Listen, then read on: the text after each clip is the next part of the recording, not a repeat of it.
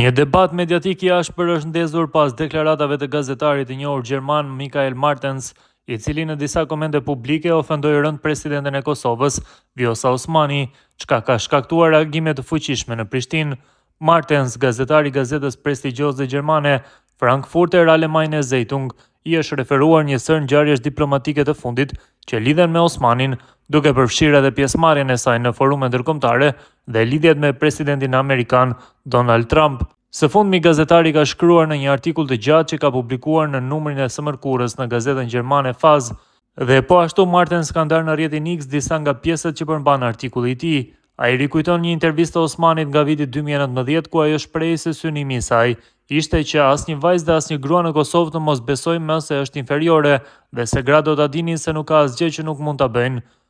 17 vjet më vonë, shkruan Martens, mesazhi që Osmani po lë pastër se ajo nuk është as pak inferiore ndaj kolegëve meshkuj kur bëhet fjalë për vënien e ambicjes personale mbi dinjitetin dhe interesin e një shteti të tërë.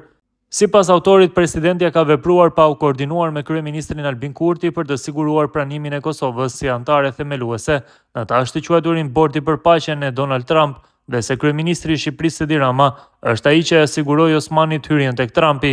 Më tutje, ai citon një intervistë të Osmanit për BBC-n, ku sipas tij ajo e justifikoi afrimin me Trump duke theksuar rolin historik të SBA-s për Kosovën. Në një intervistë për BBC-n, zonja Osmani e shpjegoi sfondin e këtij veprimi të pavarur në Davos, duke i kujtuar publikut kohën kur Kosova ishte ende nën okupimin serb.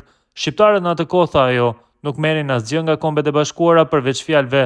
Ajo që dëgjonim në atë kohë ishin rezolutat e Asamblesë së OKB-s, ishin letra, ishin fjalë por zero veprim, derisa SBA-t erdhën dhe mobilizuan botën për të na ardhur në ndihmë, shkruan Martens.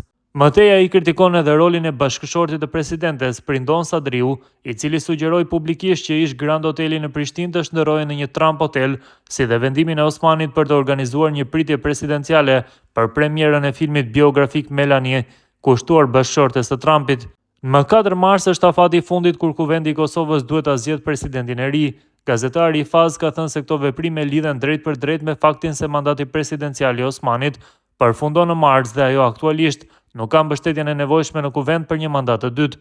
Strategjia e saj, shkruan Martens, është të paraqitet si kandidatja e Trumpit duke ushtruar presionin direkt ndaj deputetëve.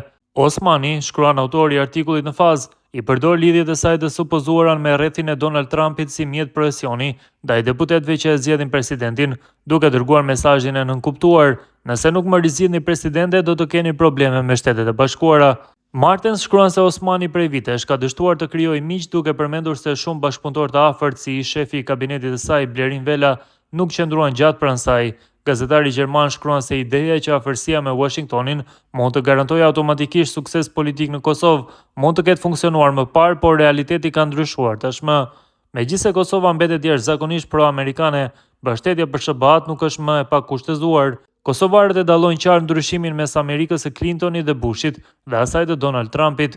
Në këtë kontekst, përpjekja e Vjosa Osmanit për të siguruar rizgjedhjen duke u identifikuar si kandidatja e Trumpit paraqet një strategji të pasigurt, ndërsa opsione të tjera politike mund të rezultojnë më të qëndrueshme, ka shkruar gazetari gjerman.